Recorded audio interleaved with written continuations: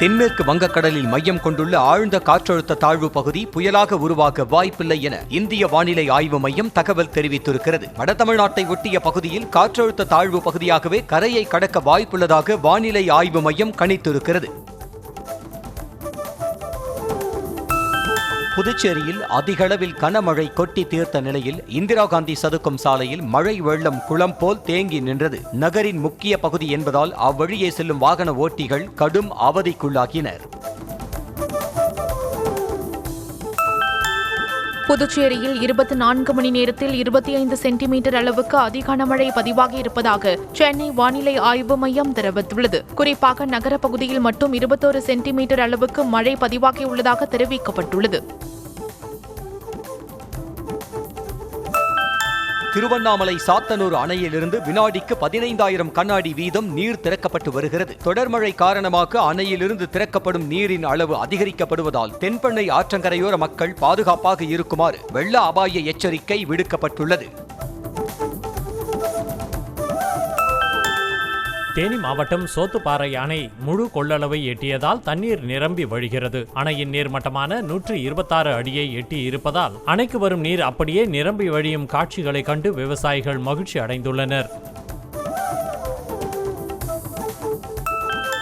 ஓசூர் கெலவரப்பள்ளி அணையிலிருந்து வினாடிக்கு 1126 கன அடி வீதம் நீர் திறக்கப்பட்டு வருகிறது. இந்நிலையில் கர்நாடகா மாநிலத்தில் செயல்படும் தொழிற்சாலைகள் தங்கள் கழிவுகளை ஆற்றில் கலந்ததால் தென்பெண்ணை ஆற்றில் மலை போல் நுரை பொங்கி வருகிறது. விழுப்புரம் மாவட்டம் வீடூர் அணையிலிருந்து 2071 கன அடி வீதம் நீர் திறக்கப்பட்டுள்ளது. தொடர்மழை காரணமாக அணைக்கு வரும் நீரின் அளவு அதிகரித்துள்ளதால் நீர் திறக்கப்பட்டுள்ளது. இதனால் சங்கராபரணி ஆற்றங்கரையோரம் வசிக்கும் மக்களுக்கு வெள்ள அபாய எச்சரிக்கை விடுக்கப்பட்டுள்ளது. வைகை அணையிலிருந்து வெளியேற்றப்படும் உபரி நீர் மற்றும் தொடர்ந்து பெய்து வரும் கனமழை காரணமாக மதுரை மாநகரில் இரு கரைகளையும் தொட்டபடி வைகை ஆறு கரை புரண்டு ஓடியது. வடகரை மற்றும் தென்கரையை தொட்டபடி ஆல்பர்ட் விக்டர் மேம்பாலம் வழியாக செல்லக்கூடிய வெள்ளத்தின் கண்கொள்ளா காட்சி காண்போரை மெய்சில் இருக்க வைத்தது.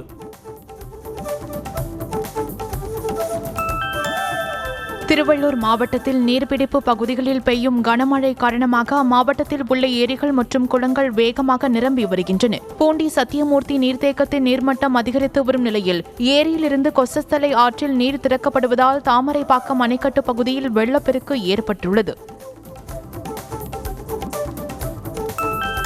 ராமநாதபுரத்தை அடுத்த ஆனைக்குடி சுற்றுவட்டார பகுதிகளில் கொட்டி தீர்த்த கனமழையால் நெற்பயிர்கள் பாதிக்கப்பட்டுள்ளன. வட்டிக்கு கடன் வாங்கி விவசாயம் செய்த நிலையில் மழைநீரில் பயிர்கள் மூழ்கியதால் விவசாயிகள் வேதனை அடைந்துள்ளனர்.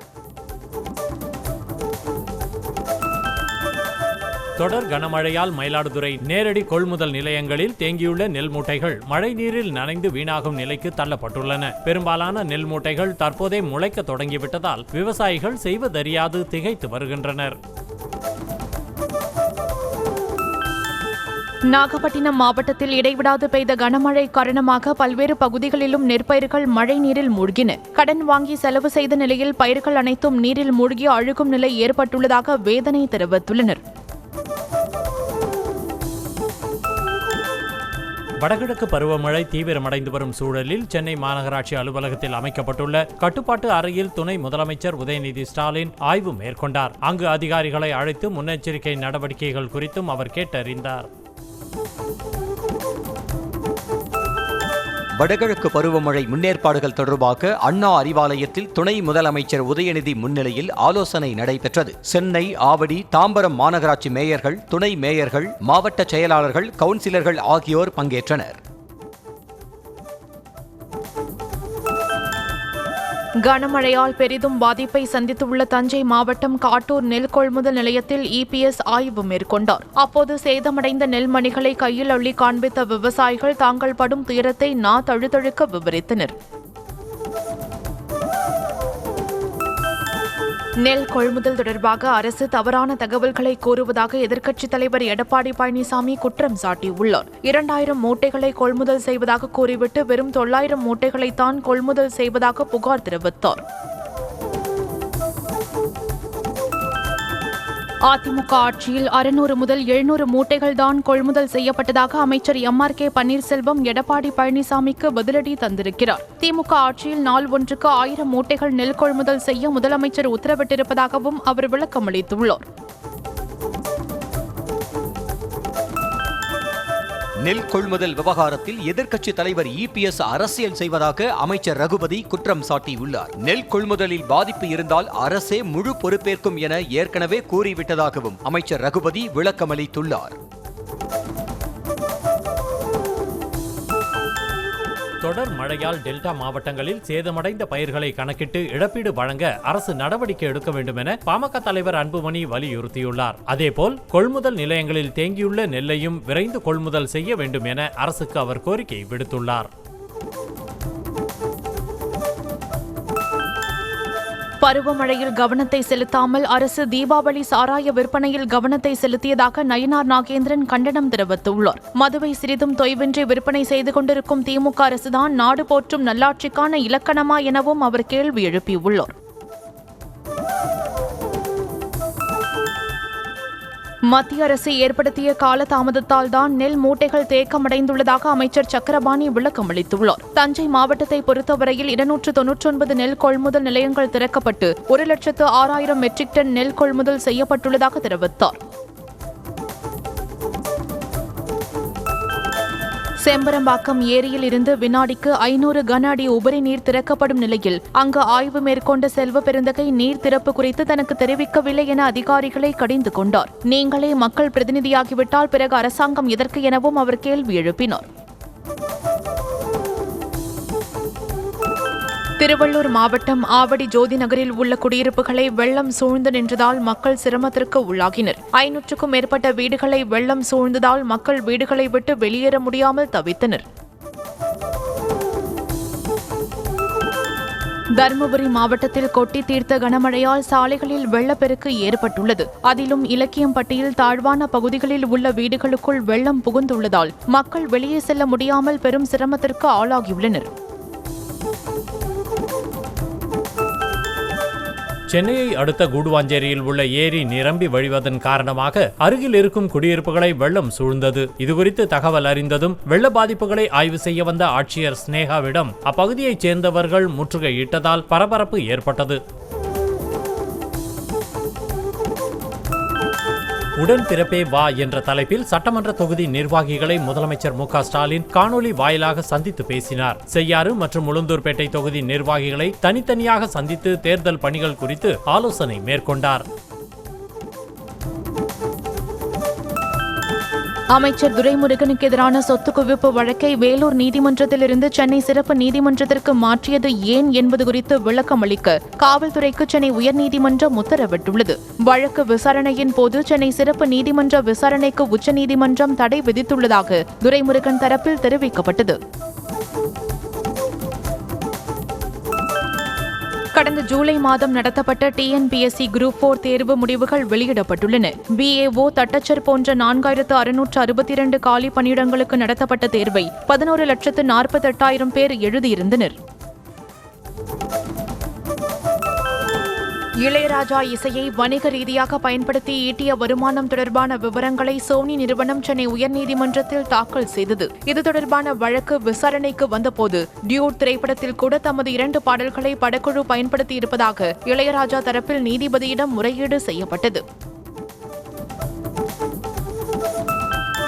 வடகிழக்கு பருவமழையின் முன்னெச்சரிக்கை நடவடிக்கையாக சென்னை மாநகரில் 215 முகாம்கள் அமைக்கப்பட்டு 1,47,000 பேருக்கு காலை உணவு வழங்கப்பட்டுள்ளதாக மாநகராட்சி நிர்வாகம் தெரிவித்துள்ளது. மேலும் மாநகராட்சி மற்றும் குடிநீர் வாரியத்தின் மூலம் 24,149 பேர் களப்பணியில் ஈடுபடுத்தப்பட்டுள்ளதாக மாநகராட்சி நிர்வாகம் தெரிவித்திருக்கிறது.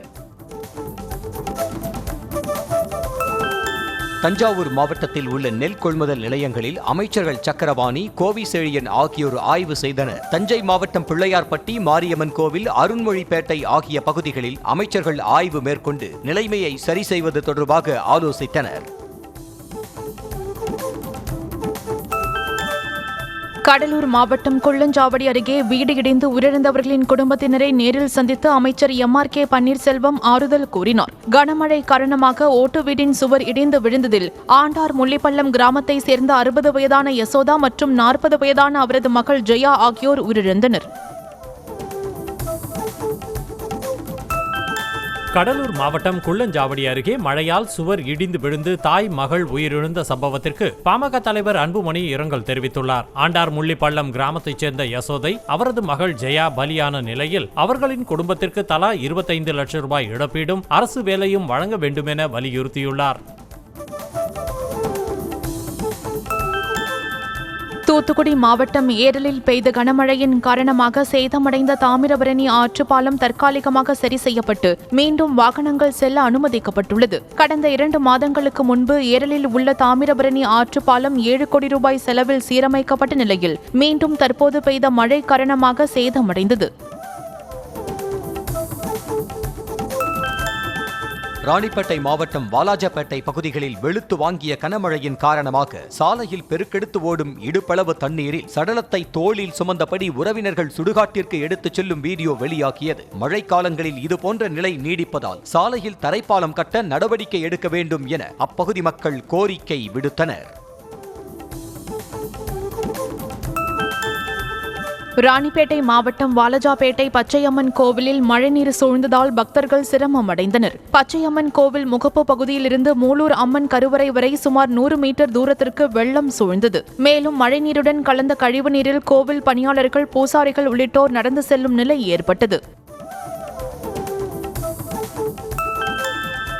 கள்ளக்குறிச்சி மாவட்டம் தியாகதுருகம் அருகே கனமழையால் வீட்டின் சுவர் இடிந்து விழுந்து 60 வயது மூதாட்டி உயிரிழந்த சம்பவம் அப்பகுதியில் சோகத்தை ஏற்படுத்தியுள்ளது. கொங்கராயபாளையம் பகுதியில் வசித்து வந்த வனமயிலி என்ற பெண் வீட்டின் உள்ளே இருந்தபோது திடீரென வீட்டின் சுவர் இடிந்து விழுந்ததில் சம்பவ இடத்திலேயே உயிரிழந்தார்.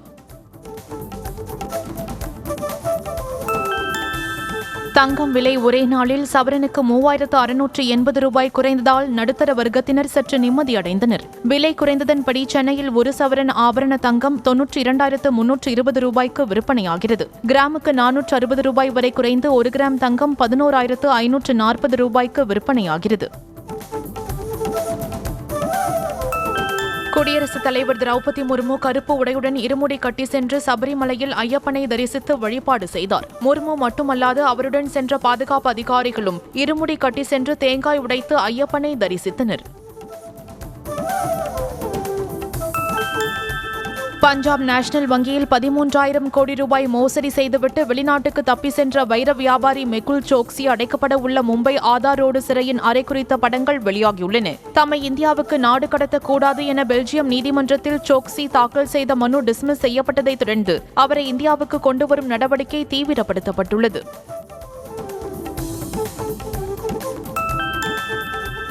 பீகாரில் இந்தியா கூட்டணிக்குள் எந்த பிளவும் இல்லை எனவும் சில தொகுதிகளில் கூட்டணி வேட்பாளர்களுக்கிடையே நிலவும் போட்டி கூட்டணியை பாதிக்காது எனவும் பீகார் காங்கிரஸ் பொறுப்பாளர் அசோக் கெலாட் தெரிவித்துள்ளார். இந்தியா கூட்டணியில் எந்த சிக்கலும் இல்லை எனவும் ஊடகங்கள் தவறான செய்திகளை பரப்புவதாகவும் அவர் குற்றம் சாட்டினார்.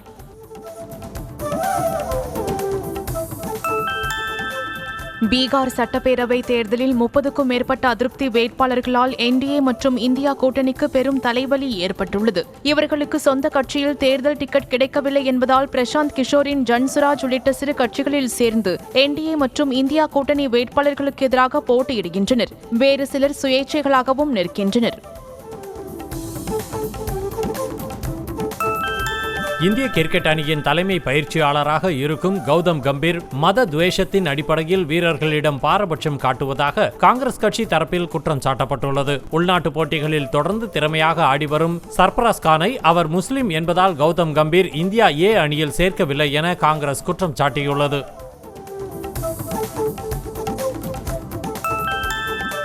இந்திய இறக்குமதிக்கான வரியை 15 முதல் 16% குறைக்கும் ஒப்பந்தம் இந்தியாவுக்கும் அமெரிக்காவுக்கும் இடையே விரைவில் எட்டப்படும் என தகவல் வெளியாகியுள்ளது. அதற்கு பிரதிபலமாக இந்தியா ரஷ்யா கச்சா எண்ணெய் இறக்குமதியை படிப்படியாக குறைக்க முன்வந்திருப்பதாகவும் கூறப்படுகிறது. மும்பையிலிருந்து அமெரிக்காவின் நேவாக் நகருக்கு புறப்பட்டுச் சென்ற ஏர் இந்தியா விமானம் நடுவானில் தொழில்நுட்ப கோளாறு ஏற்பட்டதை அடுத்து மீண்டும் மும்பைக்கே திரும்பி வந்தது. பின்னர் பயணிகள் வெளியேற்றப்பட்டு அவர்களுக்கு ஹோட்டல் அறைகள் ஒதுக்கப்பட்டதாக ஏர் இந்தியா அதிகாரிகள் தெரிவித்தனர். பின்னர் பயணிகள் நேவாக் செல்ல மாற்று விமானம் ஏற்பாடு செய்யப்பட்டது. கேரளாவுக்கு குடியரசுத் தலைவர் திரௌபதி முர்மு வந்த ஹெலிகாப்டர் தரை இறங்கியவுடன் பாரம் தாங்காமல் சரிந்ததால் பெரும் பரபரப்பு ஏற்பட்டது. நிலக்கல்லுக்கு பதிலாக ஹெலிகாப்டர் பிரமடம் என்ற உள் விளையாட்டு அரங்கில் தரை இறங்கிய போது நிலத்தின் ஈரத்தன்மை காரணமாக பலு தாங்காமல் சரிந்தது. உடனடியாக போலீசார் ஹெலிகாப்டரை கைகளால் தாங்கி இயல்பு நிலைக்கு கொண்டு வந்தனர்.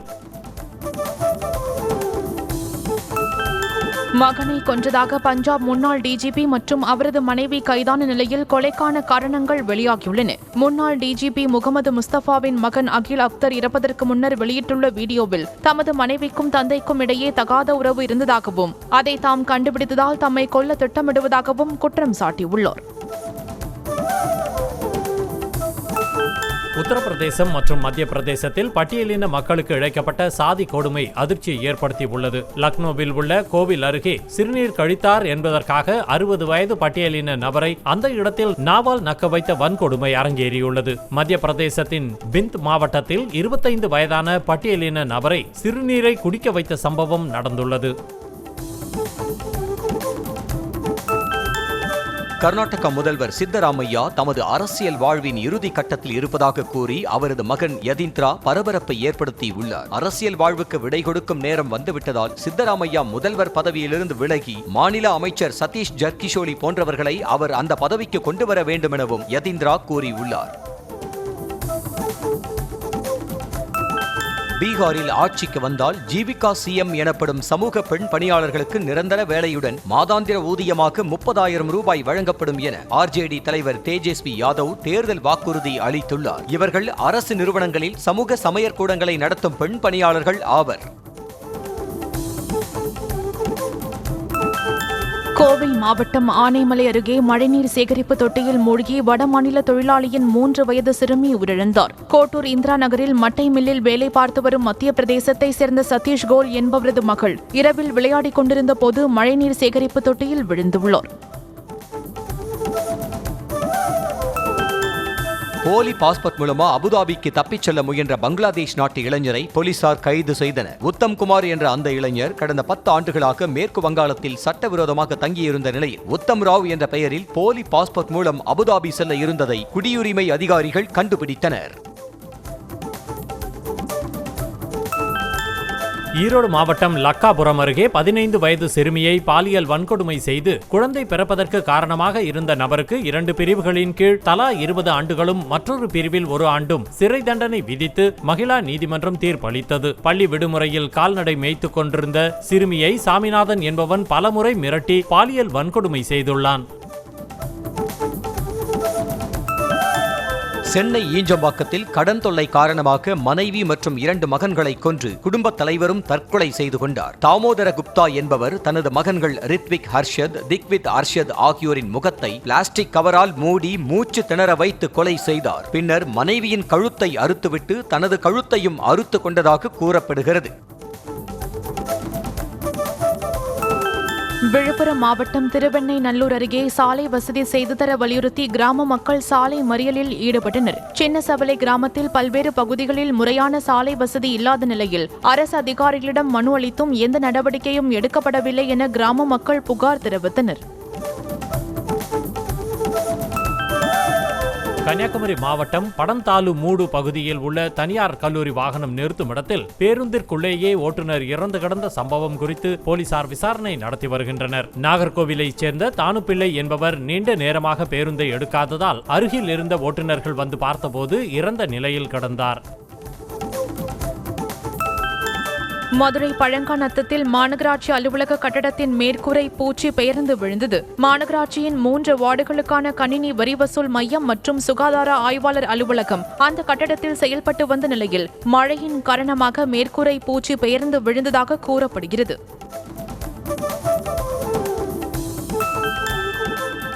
மதுரை மாவட்டம் மேலூர் அருகே சிப்காட் அமைக்க கிராம மக்கள் எதிர்ப்பு தெரிவித்து வரும் நிலையில் சிப்காட்டிற்கு சாலை அமைப்பதற்கான அளவீட்டு பணிகள் தொடங்கியுள்ளது. வஞ்சி நகரம், கொடுக்கம்பட்டி, பூதமங்கலம் ஆகிய 3 ஊராட்சிகளை உள்ளடக்கிய பகுதியில் 278 ஏக்கரில் சிப்காட் அமைக்க அரசு அறிவிப்பு வெளியிட்டது. நாமக்கல் மாவட்டம் திருச்செங்கோடு அருகே 9 வயது சிறுமிக்கு பாலியல் தொந்தரவு கொடுத்த 63 வயது முதியவர் போக்சோவில் கைது செய்யப்பட்டார். தேக்கவாடி பகுதியில் உள்ள புதூர் நெசவாளர் காலனி பகுதியைச் சேர்ந்த மணிவாசகத்திற்கு திருமணம் ஆகாத நிலையில் சிறுமி ஒருவரிடம் பாலியல் சீண்டலில் ஈடுபட்டதாக அவரது பெற்றோர் புகார் அளித்தனர். திருப்பத்தூர் மாவட்டம் வாணியம்பாடி அருகே மின்சாரம் தாக்கி 8 வயது சிறுவன் சிகிச்சை பெற்று வரும் நிலையில் மின்வாரிய செயற்பொறியாளர் அலுவலகத்தை சிறுவனின் உறவினர்கள் முற்றுகையிட்டனர். வீட்டின் மொட்டை மாடியில் விளையாடிக் கொண்டிருந்த போது தாழ்வாக சென்ற மின்கம்பி சிறுவனின் தலை மீது உரசியதால் மின்சாரம் பாய்ந்தது. திருப்பத்தூர் மாவட்டம் கொடுமாம்பள்ளி அருகே சேரும் சகதியுமான சாலையில் நாற்று நடும் போராட்டத்தில் கிராம மக்கள் ஈடுபட்டனர். முருகன்பாளையம் கிராமத்திற்கு கடந்த 20 ஆண்டு காலமாக முறையான சாலை வசதி இல்லாத நிலையில் கிராம சபையில் தீர்மானம் நிறைவேற்றியும் அதிகாரிகள் கண்டுகொள்ளவில்லை என பொதுமக்கள் வேதனை தெரிவித்தனர். தூத்துக்குடி பனிமய மாதா பேராலயம் அருகே போதையில் தாறுமாறாக வாகனத்தை ஓட்டி சென்றவரை தட்டி கேட்ட இளைஞர் அரிவாளால் வெட்டப்பட்டார். லயன்ஸ் டவுன் பகுதியைச் சேர்ந்த ராஜா பைக்கை வேகமாக ஓட்டி சென்றதாக கூறப்படுகிறது. இதனை கண்ட இன்ஃபென்ட் ரோசஸ் தெருவில் குழந்தைகள் மற்றும் பெரியவர்கள் இருப்பதால் மெதுவாக செல்லுமாறு கூற இருவருக்கும் வாக்குவாதம் ஏற்பட்டது.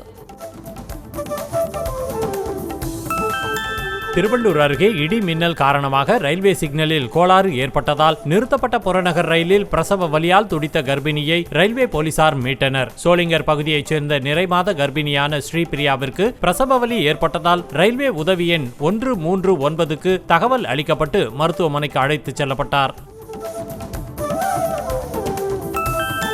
விருதுநகர் மாவட்டம் சாத்தூர் அருகே வைப்பாற்றின் குறுக்கே சேதமடைந்த தரைப்பாலத்தை சீரமைத்து தர வலியுறுத்தி இரவார்பட்டி கிராம மக்கள் காத்திருப்பு போராட்டத்தில் ஈடுபட்டனர். 25 ஆண்டுகளுக்கு முன்பு கட்டப்பட்ட இந்த பாலம் கட்டி முடித்த 3 மாதங்களில் சேதமடைந்ததாக கூறப்படும் நிலையில் அந்த பாலத்தின் மீது நின்றும் தண்ணீரில் இறங்கியும் மக்கள் போராட்டம் செய்தனர்.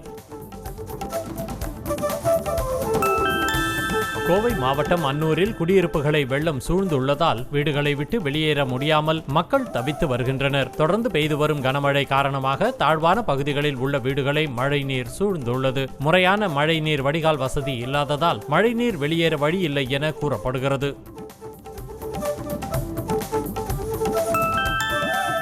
தொடர் கனமழையால் சென்னை திருவொற்றியூர் குப்பம் பகுதியில் ஓட்டு வீடு இடிந்து விழுந்து சேதமடைந்தது. வீட்டில் உறங்கிக் கொண்டிருந்த மீன் வியாபாரம் செய்யும் தேசராணி என்பவரும் அவரது பேரனும் லேசான காயங்களுடன் அதிர்ஷ்டவசமாக உயிர் தப்பினர்.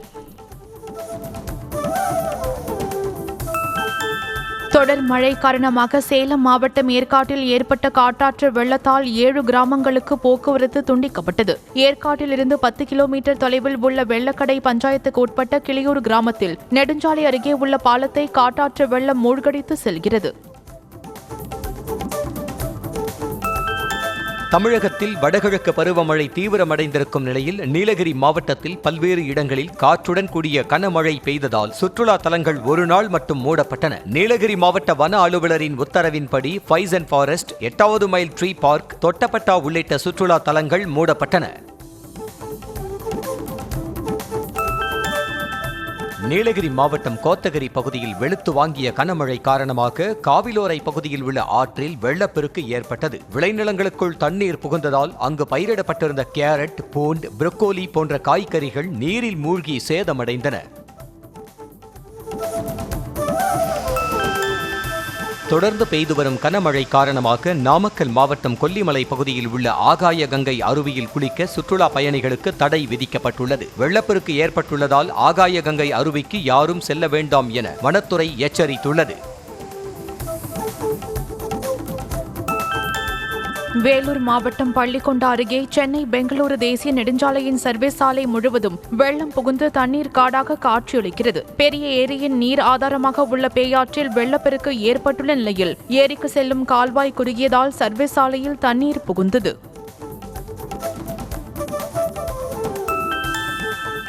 கொட்டி தீர்க்கும் கனமழை காரணமாக விழுப்புரம் மாவட்டம் திண்டிவனத்தில் உள்ள காவேரிப்பாக்கம் ஏரி நிரம்பி அருகில் உள்ள வகாப் நகர், இந்திரா நகர் குடியிருப்புகளில் வெள்ளம் சூழ்ந்துள்ளதால் மக்கள் வீட்டை விட்டு வெளியே வர முடியாமல் தவித்தனர். உடனடியாக வெள்ளம் வடிவதற்கு தேவையான நடவடிக்கைகளை அரசு எடுக்க வேண்டும் என கோரிக்கை எழுந்துள்ளது.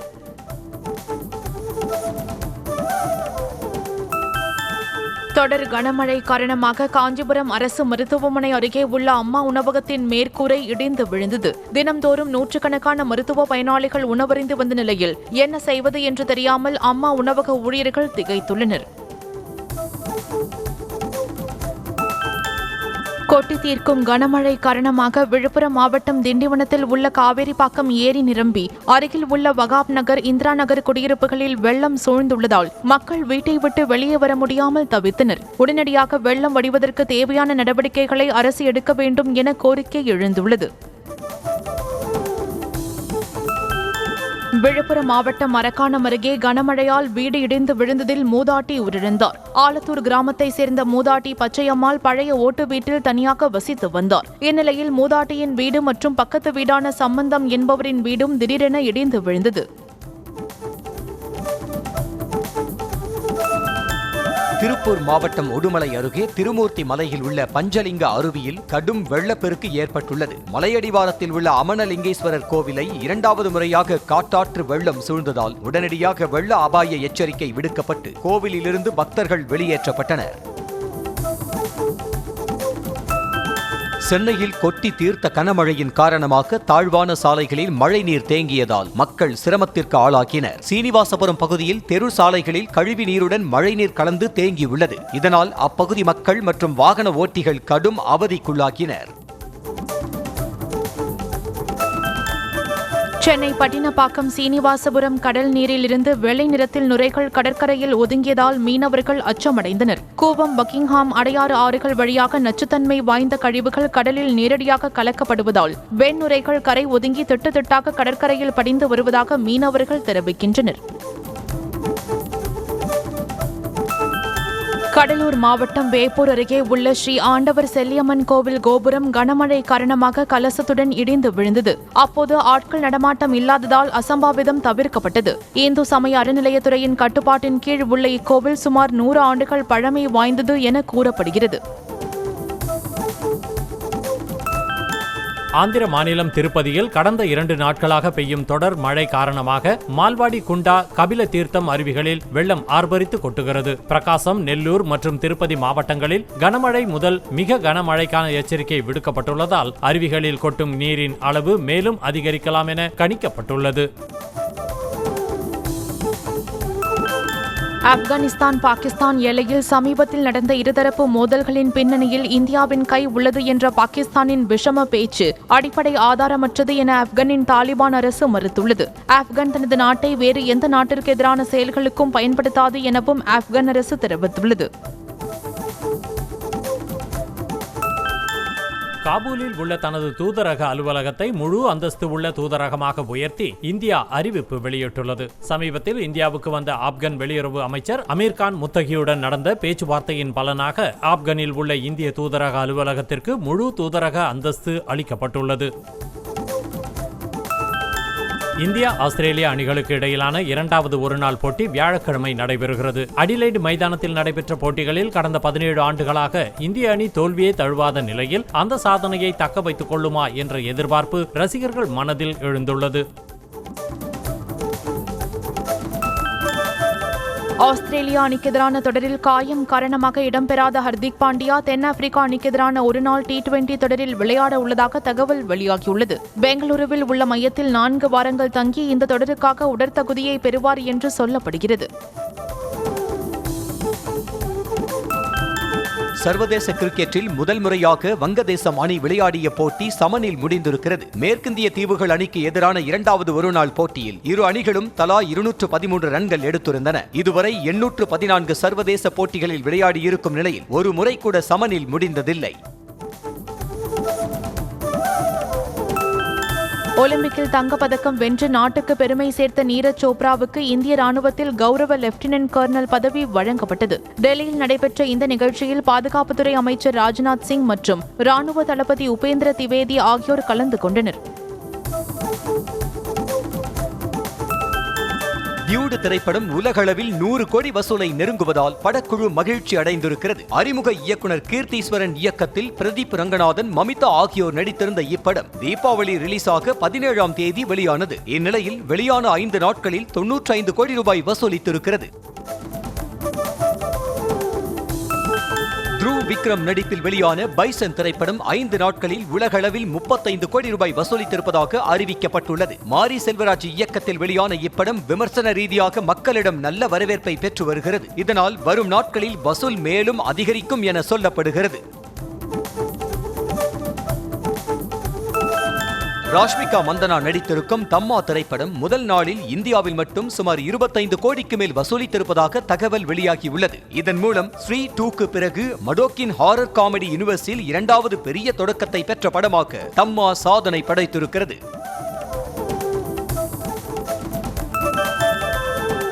பாலிவுட் நட்சத்திர தம்பதிகளான ரன்வீர் தீபிகா ஜோடி ஓராண்டுக்கு பிறகு தங்களின் குழந்தையை உலகிற்கு அறிமுகப்படுத்தியுள்ளனர். கடந்த ஆண்டு செப்டம்பர் 9ஆம் தேதி இந்த ஜோடிக்கு பெண் குழந்தை பிறந்தது. இதுநாள் வரை குழந்தையின் முகத்தை வெளியில் காட்டாத நிலையில் தீபாவளி கொண்டாட்டத்தின் போது குழந்தையின் போட்டோவை வெளியிட்டனர்.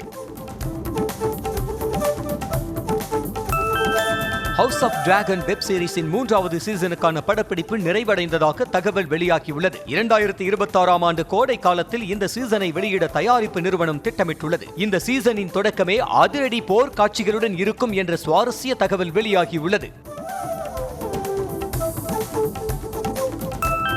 திருச்செந்தூர் சுப்பிரமணிய சுவாமி கோவில் கந்தசஷ்டி திருவிழா யாகசாலை பூஜையுடன் தொடங்கியது. தமிழகம் மட்டுமின்றி வெளி மாநிலங்கள் மற்றும் வெளிநாடுகளிலிருந்தும் வருகை தந்திருந்த பக்தர்கள் கடலில் புனித நீராடி தங்கள் விரதத்தை தொடங்கினர்.